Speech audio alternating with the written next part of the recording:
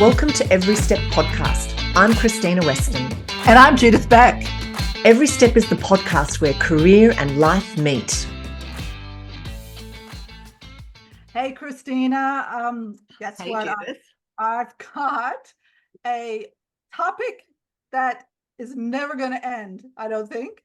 And it's all about working from home and having battles with employers. So I want to take you through this because I want to see what you think about this, because I have, as you know, very specific views.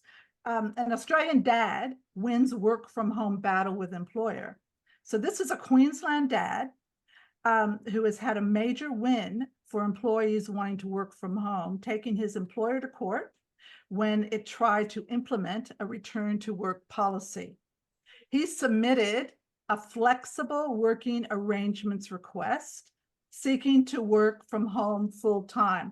I kind of question the word flexible on that if he's seeking to work full time. But anyway, his boss advised him that he could work from home 3 days 1 week and 2 the next, and would have to physically attend his workplace the rest of the time. Now, I think that sounds reasonable. Yeah, I think it sounds reasonable. Now, he appealed, and the decision to the Queensland Industrial Relations Commission, arguing he had increased productivity when working from home as a result of less distraction. I kind of question that one, but we'll talk about that. Eliminated commuting time. I agree with that. Does do that. And being more agile in response to work demands. I have a question mark on that. He said his physical health was also improved by working from home, as he had less exposure to illness in public, had reduced fatigue. I question that one because anyone with kids, working or not, is not going to have less fatigue anyway. And he said he could exercise more often. I kind of question that one too. Saying you are and actually doing it, I think, are two different things. But anyway, keep going. Yeah. Queensland Health argued working from home does not provide a delineation between the work and home environment and could lead to staff working longer hours. I agree with that. And could see his incidental exercise reduced, leading to him actually exercising less. I'm hearing people telling me that all the time. It also argued that his role as a manager required meaningful engagement with his team, and ad hoc communication opportunities may be limited by not being physically present in the office. So the commission ruled in his favor to set aside Queensland Health's decision, deciding that he could work from home the majority of the time, but would be required to be present in the office 20% of the time, which is only 1 day a week. 1 day a week. And here's the result. He decided to resign that same day. The decision was handed down. So obviously 1 day wasn't good enough. Well, what do you think about that? Look, I suspect he was wanting to prove a point, and what concerns me about this is that it creates what could be a troubling test case that other people use as leverage. What also comes out for me in this is it's some of the conversation, Judith, that we talked about in our last episode around this responsibility of this blurring of personal and corporate, or work and life, has become increasingly blurred, and where employers used to be just responsible for your time at work, which was defined by usually set hours. Now an employer's got this responsibility for you in your home and integrating your home and your life. So there's this increased blurring, and I'm wondering how many leaders are actually able to cope with that. What also comes up for me is productivity. And whilst an employer like this employer, it's a public service employer that he was arguing against, they would probably have some really good processes and structures around KPIs and those sorts of things. But I'm coaching somebody at the moment who works in an SME, and their workplace is introducing work from home, and they don't have the KPIs in place. They don't have the productivity measures. So people are just disappearing for 2-3 hours at a time, and there's no way of actually knowing what they're doing. So I think where employers have some really strong processes in place, and they've got the toolkits, they've got tools like Slack or Teams or whatever they're using to communicate, sure. But if this is a test case, if this proves to be a test case that rolls itself out into the rest of community, and the rest of community says, hey, I just want to work from home because all those arguments, it's just a little worrying. So I think there's some key issues that have come up out of this. Exercise. Well, let's pick up that exercise conversation when we bring in our special guest. Distractions. I tried to work from home with a young child, and there's lots of distractions. So that's a great conversation to have. Productivity is a big one, and I worry about mental health. We had a great podcast session last year with Dr. Simone Scovell around mental health and working from home and the mental health issues where people falling through the cracks and not actually getting up, dressing up, showing up, and how many people are going to disappear. And are we now, as leaders, employers, responsible for all of that as well, for the mental health of our people? And it kind of seems like we are.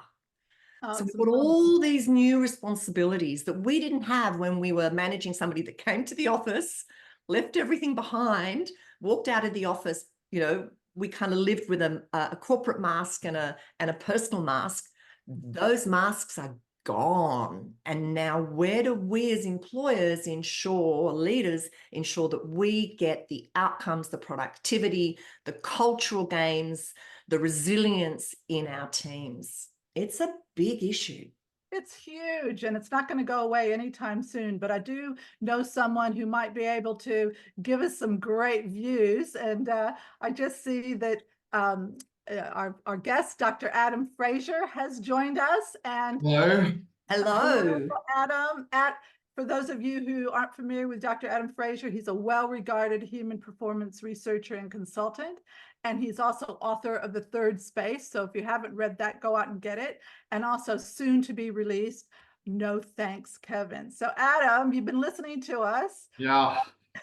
What's your what do view? you make of all of this? I was seriously troubling, or are we heading in the right direction? I was thinking about running away. Like, you're talking about some big topics that really set people off, and there are no easy answers to. I feel like I'm walking into a setup here. Well, I think there's an industry. What you talk about is fascinating, and the world of work is shifting so much. And I think your conversation then was a really insightful, like, even that short time unpacking, here are some of the concerns and challenging. And to tell you the truth, at the end before you introduced me, I thought, geez, I need a glass of wine for this podcast. Hang on, a bottle. Yeah, well, I didn't want to say that, yeah. But yeah, it's there's a lot of stuff coming down the line. So let's unpack some of it, because they're big issues, and they're big issues for employers. And as we were prepping for this conversation, Judith and I got into a rather heated conversation about productivity.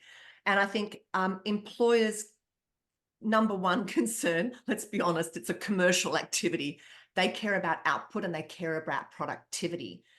How do we effectively manage productivity? And Judith, I know you've got some strong views on this one. How do we effectively manage productivity that's not at the expense of the well-being of our people? Yeah, how do we thread that line? Look, when COVID hit, obviously as a researcher, it's kind of like my Super Bowl. This thing doesn't come along very often. And when COVID hit, I slotted in a couple of weeks to have a mini breakdown, just because my business model got disrupted so much.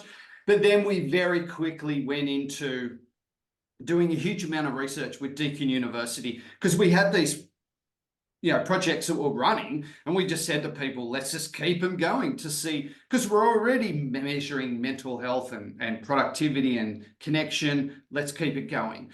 So, I mean, we saw a lot of interesting findings, and it's almost, where do we begin? Look, in terms of one of our big concerns was connection to team and connection to the organization.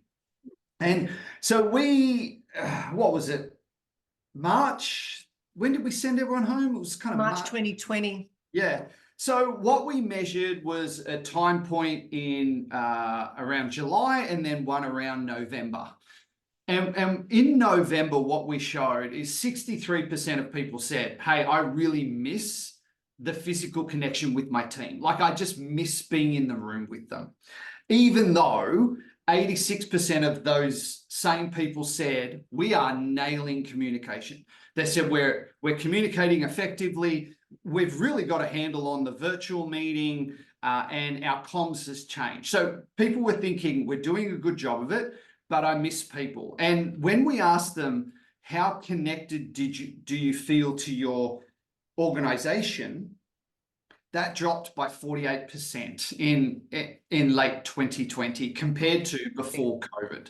So, I mean, one of the challenges with our conversation today is because it's quite recent, there's not a huge amount of data that we can call on. I mean, you guys know how slow research, like it takes 10 years for us to get some really good findings, but they were our findings. So I think, if you go to the case with that guy, yeah, he might be doing all these things, but what we're seeing is unless we do come together and we do physically connect, there is a drop-off in how loyal we feel to our group, how much we feel part of the team. So even if we just look at connection, it has been significantly affected.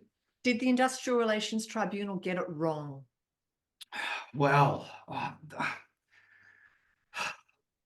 I don't even know how. And I agree with you about we don't have enough data. This is exactly the conversation Judith and I were having beforehand, and I'm actually now thinking we should actually splice that into this conversation, Judith, because we raised some really interesting points. We don't know the outcome of these decisions just yet. They're so soon. I mean, we're only just grappling with the industrial revolution of our time now, and there's some landmark decisions being made that could pave the way for a completely different setup of working and how we work. And we actually don't know the long-term ramifications. We don't know the impact on resilience. We don't know whether there's a direct correlation in terms of mental health or disconnection or people not feeling valued, or, I mean, the list goes on and on and on. And I guess we don't know. We can predict, we can surmise, we can make some assumptions, but the fact is that we won't know, to your point, Adam, for a little while. And that in itself is troubling, because we're going down a path that is creating even potentially more separation. Yeah, and I just, there's so many things I love about what you just said then. And as a researcher, we have to be very careful about our assumptions. And also, that applies to me, so it must be true. We did a big research project looking at financial advisors in Australia and New Zealand over the last 4 years. And we had assumptions, which was older people aren't connecting with technology as much as the new advisors, that the older advisors would have worse mental health because they've worked a certain way and now all the regulations have changed. So the new people coming in would be great.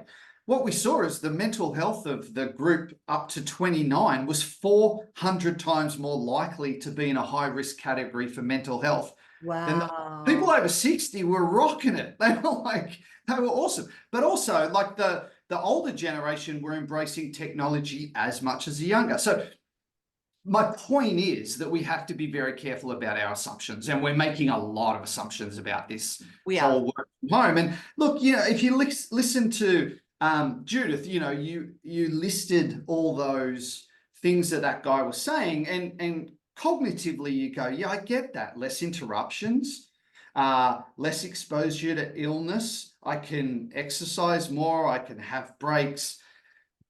But who knows if that's actually occurring? I mean, one thing we found in our research is people were saying that they were sitting at their desks all day, not moving, and by the fourth meeting, their brain was mush. Like, Completely. yeah, they hadn't got outside, they hadn't connected, they hadn't stood up even. So, I mean, we could go back and forwards on this. Because there's a bit of exercise that you got when you went into the office. Incidental, yeah. You know, Yeah. you know, the fact that you, I mean, if you look at the Japanese, they have the highest percentage of people 100 plus. And when they studied them, they found it wasn't because they went to the gym every day and they did this. It was just their everyday routine that kept them healthy and kept them, because they were active. And the same thing when you're, you know, you drive into the city, you park your car, you have to walk 2 or 3 blocks, or you might be walking to the train station 2 and 3 times. So you take a break from your desk and go down and get a coffee. That's walking. It would be really interesting to do a research study with Fitbits of a certain number of people in the office and a certain number of people working from home, and see who has the most steps. Unless you're disciplined, I think it requires a level of Yeah, discipline. discipline, but how many people are really that disciplined? I And mean, I think you know, how many people have bought their therein lies gym the problem. membership and never used it? So it's that incidental exercise that is forced upon you that actually keeps you, and you don't have a refrigerator that you can just pop into and go and grab another piece of the carrot cake that you made last night. Yeah. I mean, there are all these factors too, but you know, you were talking about disconnection at the end of the day. And, you know, I have worked in both models. Like, I've worked in a large university, I've worked in a corporation, I've worked in, you know, a small business in my home, and you know, a small business in an office. And I go stir crazy if I stay at home all the time. Like, literally, I'm going insane. And when people started to work from home, what we found is 65% of them said, now that I'm working at home, I find it much more difficult to separate home mode and work mode. Like, they just said those worlds have blurred, and I'm working on the dining table and I'm cooking dinner, but I'm still checking emails, or I'm trying to get my kid ready for an activity and I'm still like answering the phone. So, you know, 2/3 of people said, yeah, I'm finding it really hard.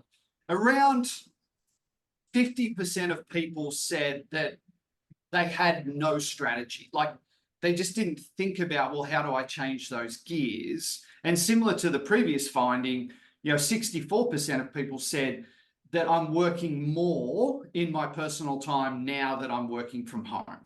So you guys were talking about the blurring of those lines, and that is incredibly true. And I mean, this data, we've taken from thousands of people across different types of professions, industries, and also more than half of people said I'm working more hours as well, and they estimated it was 5 to 10 hours more when they switched to working from home. And I wonder whether that's because they had interruptions and lower levels of productivity because their life blurred into their work, or whether they just were at home, so there were blurred boundaries, so they just kept working. Look, and also what you have to factor in is some things that confound this data too, which is this was taken at the end of that first year of COVID, and a lot of people felt guilty about working from home and that I have to prove myself, or were worried about, will I keep my job? So I've got to overperform. So I mean, the data I'm talking about here is quite early in that piece, and would have possibly changed since we've been doing it for a while. But yeah, I don't know if you remember this or not. You might be, and if I've got the theory wrong, let me know. But I think it was called Murphy's theory or something like that, where basically, when you're in the office and you know you only got a certain amount of time to do a task, you actually get it done during that time. But if you know you've got you know, a lot longer time, then Yeah. that task will get stretched out. And I wonder whether or not that's the issue of working from home too. You could think, oh, well, I'm here, I've got all day to do this, I'll do that. So the task will, you know, it doesn't matter if I get it done right now, where if you're in the office, I need to get this by 2 because I've got a meeting, then I've got to go here, where you don't, you make sure you get it done rather than stretch it out. And I don't know if it's called Murphy's Law or something. No, Murphy's Law is different. Yeah. Yeah. But, But Judith, it's a brilliant point, and it kind of, there's that famous quote, work expands the allotted time. So if you give something an hour, it takes an hour. But if you go, oh, I've got so much time to work on it, it takes me back to my uni days where you go, oh, I got 3 weeks for that. And then you're up the night before, you know, cramming and punching it out. So I think that is part of it too, is that our day kind of misses some sort of structure as well. So yeah, this is really interesting because this is all around productivity again and getting best outcomes for people and helping people be more disciplined. I don't know that we as workers or we as leaders actually have the skills to put these sorts of things in place, because it used to be that we would just manage the work at hand. And now we're having to manage the human being. I mean, we've always kind of had an eye to the human being, but now we're having to manage the human in all its dimensions. And we had a conversation in our last episode around diversity and a whole range of different things. So we're having to embrace the entire human, no matter how that human shows up across the spectrum. That's very blurred. And what concerns me is I don't believe leaders are well equipped to do that yet. Man, yeah, I think that is such a good summary and a really insightful point. And this is something we're seeing in our research so much. So you've now got leaders responsible for psychosocial safety of people. Correct. You know, they're bringing in the right to disconnect at the end of the day. So I just think you're bang on in terms of we are asking leaders to do so much. And actually, the funniest thing happened recently. And I was speaking to some partners in a professional services firm.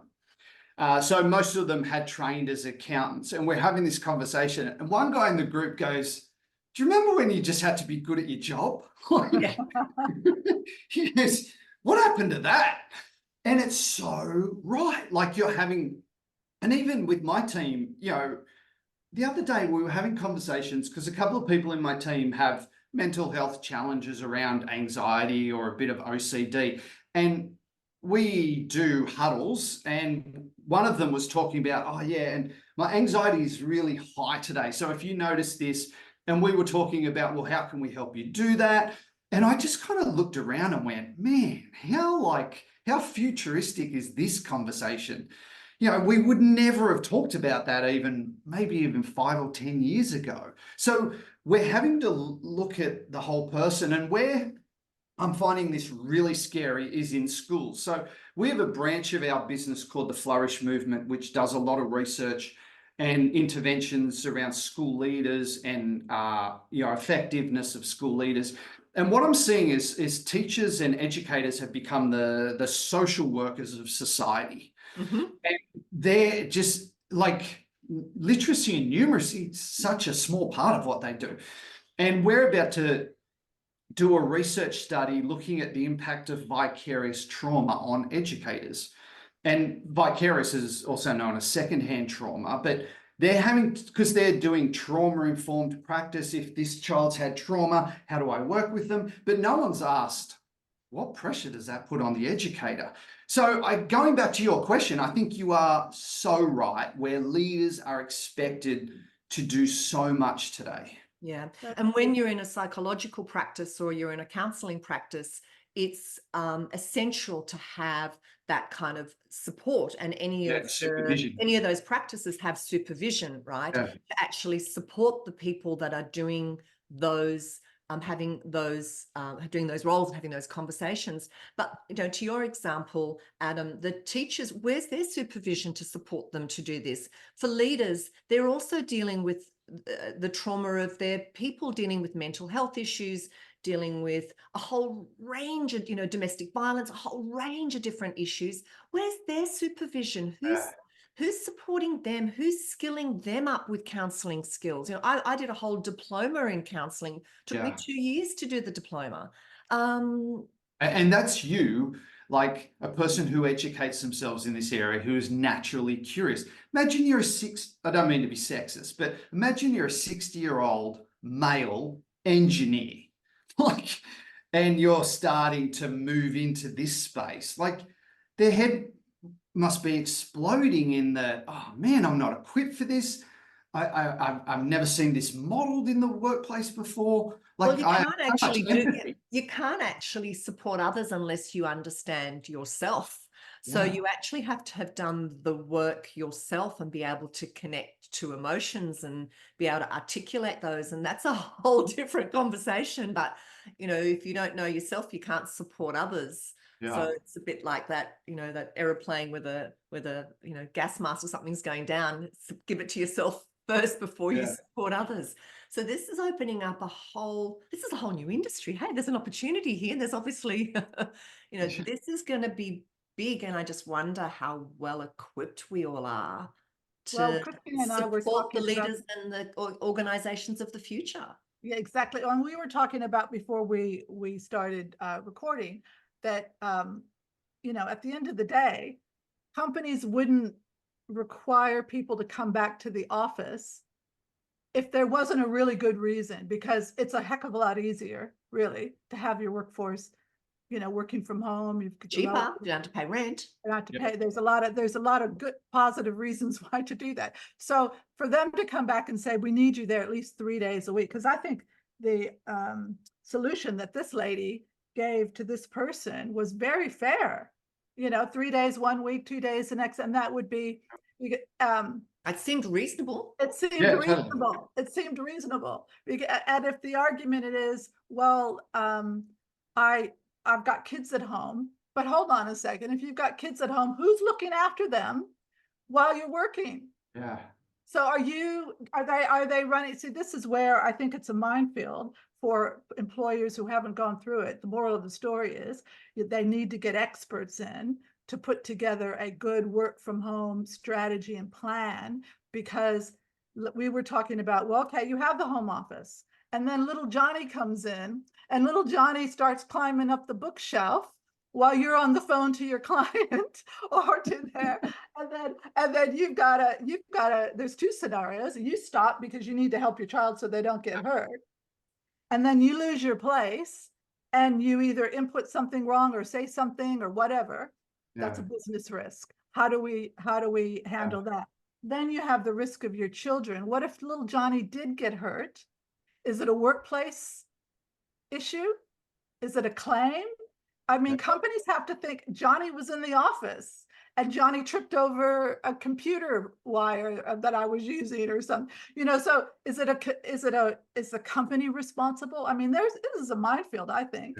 It's a nightmare scenario. I was in a Zoom meeting the other day, and there was probably 6 people, and a woman on the Zoom, I noticed in the background that her child came in the room and was swinging something around his head. I don't know what it was. And this mum, literally, as he walked past, grabbed the thing that was in his hand and took it off. She didn't even break eye contact. It's like she was a ninja or something. But it was just, the child came in, did distract everyone. Clearly, she's going to be feeling that pressure. But I just think, here's a question I have for both of you. Do you think, because when we talk about well-being in the workplace, I often see people fall into one of two camps. One, it's the organization's responsibility, reduce workload, have all these services available, or people kind of go, it's all down to the person. And is this ruling and where we're going creating a victim mentality for the person, where they look at their organization and go, well, it's your job to take care of me? Oh, I gee think whiz. there's an element, I think there's, and this is where we talk about the blurring, and that's why sort of my opening remarks were a little bit around, it's a little bit troubling because I think you've just articulated the other side of it. It's right now, and it's partly because of the economic situation that we've got. So there's still relatively low levels of unemployment, and there's still some skill shortages, which is slowly shifting. But as long as we've got that imbalance, as long as we've got relatively high levels of employment, I think the balance of power sits Yeah. with the employee. And this is what's troubling with some of these test cases at the moment. But the pendulum will swing.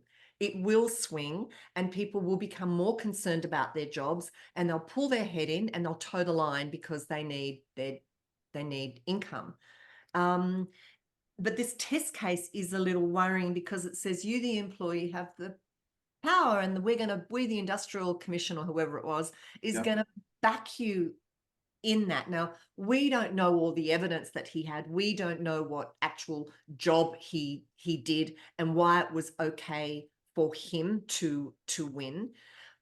But it does kind of put more responsibility on the employer to look after all my needs. I can tell you exactly why he won. It's because the people who are making the decision wasn't an entrepreneurial organization talking about, and so it is then becomes all about the employee, and the employee is entitled, and this, that, and the other thing. And my view has long been that it's equal, that it should be a meeting of two, like what, the employee is there to Energy do exchange. a job, and the employee is hiring adults, and they are then providing benefits, and that's why that person wants to work there.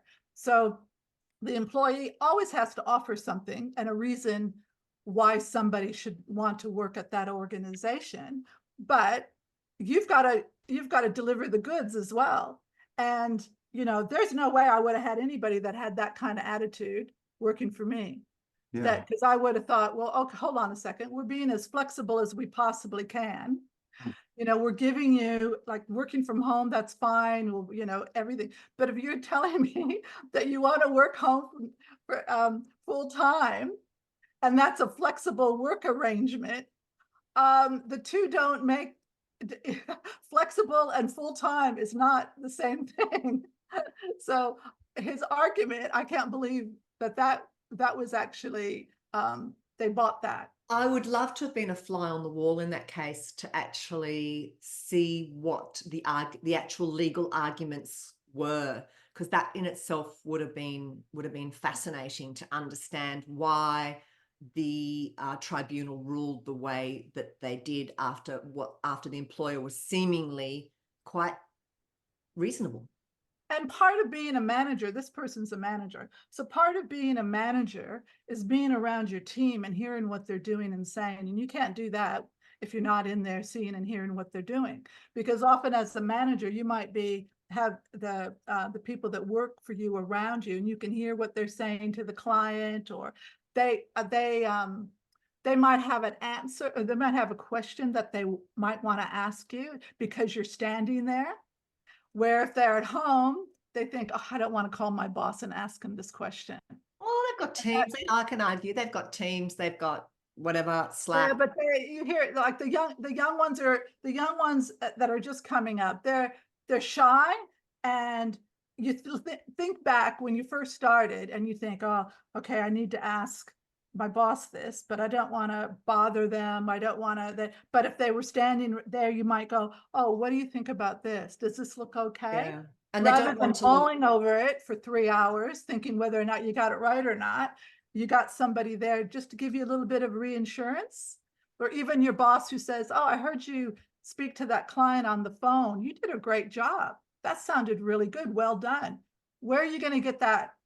On Teams or Slack or any of that? Because they're not have a microphone listening to you. That's another management issue. And I was coaching somebody at the moment who had a very, very similar scenario where one of her there was obviously a miscommunication around what was going on, and the individual that works for her wasn't doing the job right, but that person came from a particular cultural background and quite young, wasn't actually asking for clarification, and there was this kind of disconnect between what was being requested and what was coming out. And it actually meant that the manager had to put a whole lot more work into getting clarification, active listening, double checking, creating coaching opportunities, because there's a whole stream of people that don't want to look stupid, don't want to look like they don't understand. So they won't ask. They'll just nod.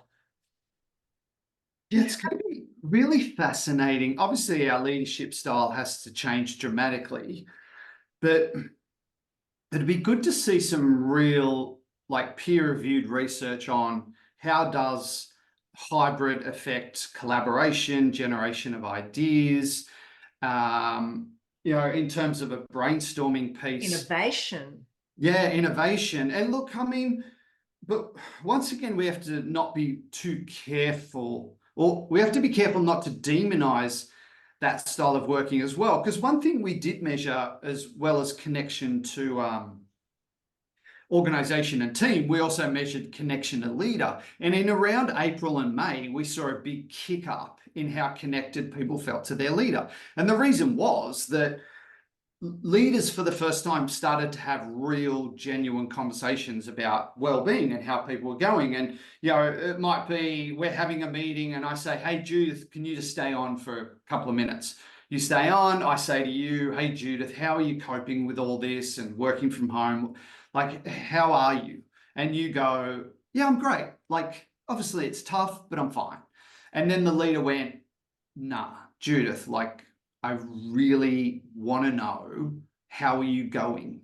Because this is hard. I'm finding it hard.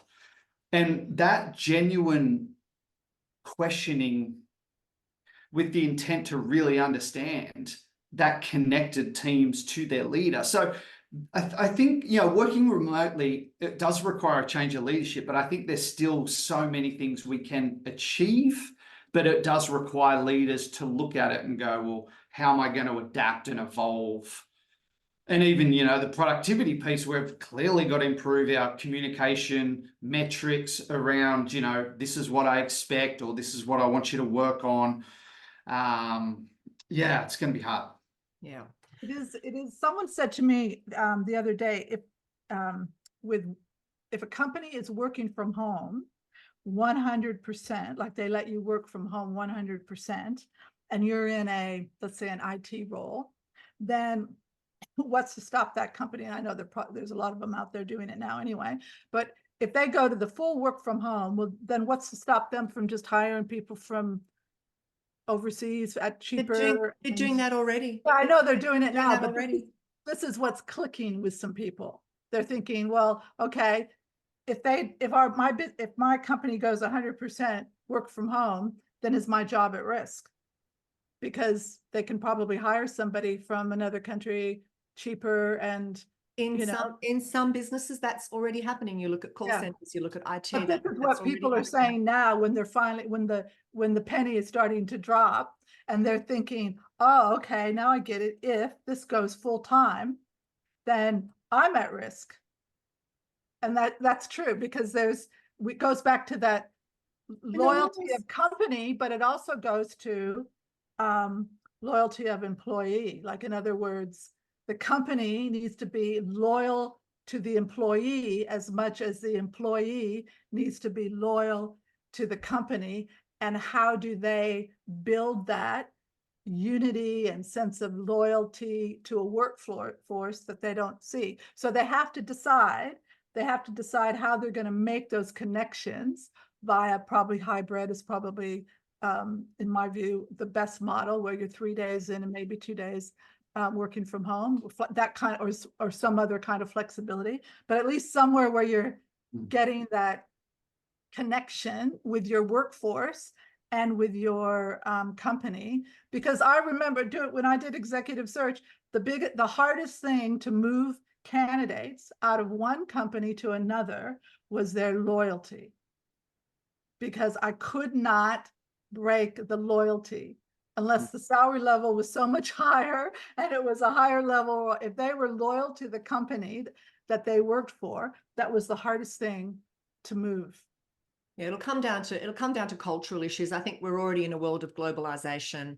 I think we're already in a world of remote, full-time or hybrid, and it just depends on how far that pendulum swings. And it ultimately comes back to the things we've been talking about. Are our leaders skilled enough, equipped enough? The technology's there. Are our leaders equipped enough and skilled enough to carry this next generation through in a way that holds them, manages their mental health, and achieves the outcomes and productivity that businesses are seeking to achieve? Because ultimately we're in we're here in a capitalist environment. That's what we want. We're all profit seekers. Well, corporates are profit seekers in one way, or you don't want to be for loss.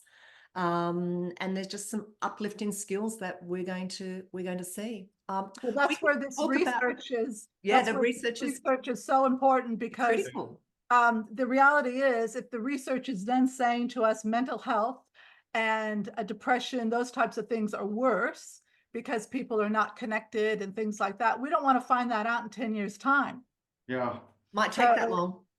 It might take that long, but I think I would say to people who are listening to this, whether they're owners of companies or they're employees, that at the end of the day, if you're starting a new business or in a business, you have to do what you think is right for your business. And if you think a hybrid model is best for your business and you want people to come in and collaborate and work, don't be pressured by what you're seeing on LinkedIn and some of the things where, oh, that's old fuddy. You do what's right for you. And the opposite applies as well. If you think you're going to be more successful by having a full work from home workforce, then do it. Be your own leader of your own business. And as a person, as an employee, you got to choose what's right for you as well. Just because I want to be in the office and connect and be with people, that doesn't mean somebody else isn't happy working from home. But, you got to find the right company that will accommodate that. Yeah, and I think actually one thing I'd like to say that came out of the research is that ability to have boundaries is so important. One thing we measure is boundary strength, which is the ability to separate work and home. And what we find is people that have strong boundary strength, mental health risk is far lower, well-being's far better, obviously work-life balance is better. There's all these really important metrics that come from that. And one thing we consistently heard is people said, man, now that my commute's been taken away, I find that very hard, because the commute was almost like a punctuation mark at the end of the day. And one thing we found, particularly working mothers, said that commute was the only me time I got. And in that commute, I called a girlfriend, or I called, someone in my family, or I would read a book on the train. I don't get to read. Or I'd listen to music or a podcast on the bus. And what they said is, I use that time to decompress, and that's been taken away. So, yeah, and this relates to our third space research, which is if you're working from home, you have to have something that creates, I'm now moving into family time. And whether you have a late night call, whether you've got to go back to your email, but you've just got to have something that goes, I'm shifting into personal mode, whether you live on your own, whether you have a partner, whether you have a family. How do I start to change those gears? And, just for people listening, if you are working from home, you've got to have something that makes that apparent.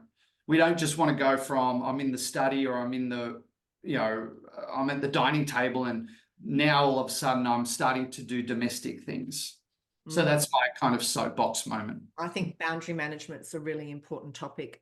We could talk about this forever, because as you quite rightly said, Adam, at the beginning, there are so many big issues here to impact, so many issues to unpack, and so many issues that impact us all. Thank you so much for joining us. Really appreciate your insights. And for anyone that wants to get a copy of the research or the books, we'll have some links in the podcast notes. So Yeah, thank you absolutely. so much for your time. It Hey, was absolute pleasure. Really fascinating conversation. Thank you. Oh, listen, and look, just as a little teaser for next week's episode, we're going to be talking about companies, company brands, and should you follow a company that maybe doesn't have a good history. And one of the things that Krystyna and I were talking about is I watched this series on Apple on Coco Chanel, and I'm devastated about her background. And next week we'll talk about why I may not buy Chanel number 5 again, but, and also one of the other topics will be, should you be a whistleblower, and what you should do. So these are some of the many topics that we're going to talk about next week. So thanks for joining us, and we'll see you next time. Bye. For more information about Every Step and our guests, head to everysteppodcast.com. To be notified of new podcasts, please subscribe via your favourite listening platform. And of course, follow us on social media and direct message us to share your ideas about guests or topics.